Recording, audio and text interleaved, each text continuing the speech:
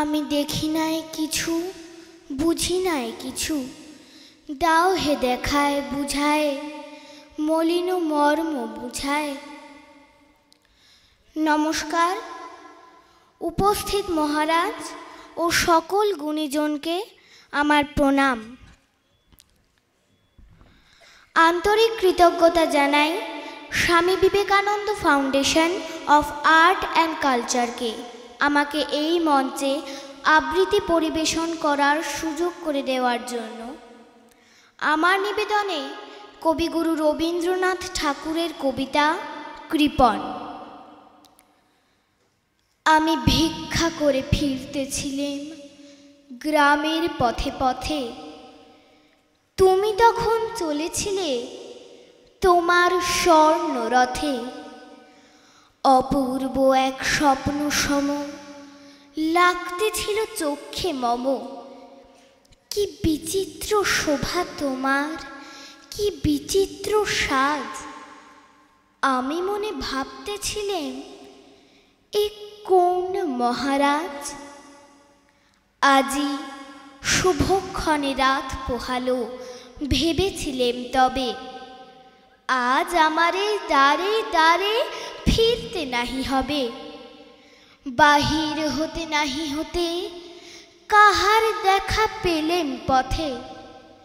চলিতে রথ ধন ধান্য ছড়াবে দুই ধারে। মুঠা মুঠা কুড়িয়ে নেব, নেব ভারে ভারে। দেখি সহসা রথ থেমে গেল আমার কাছে এসে। আমার মুখ পানে চেয়ে নামলে তুমি হেসে। দেখে মুখের প্রসন্নতা জুড়িয়ে গেল সকল ব্যথা।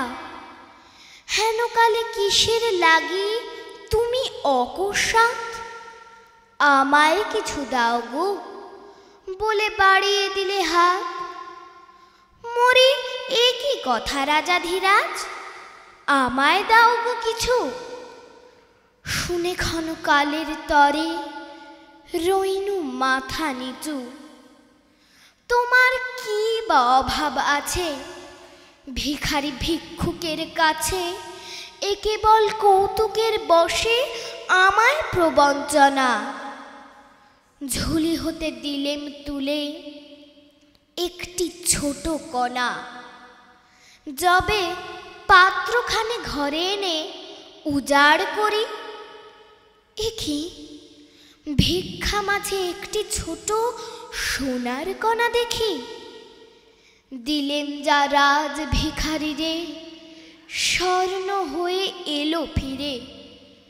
তখন কাঁদি চোখের জলে দুটি নয়ন ভরে। তোমায় কেন দিইনি আমার সকল শূন্য করে। নমস্কার।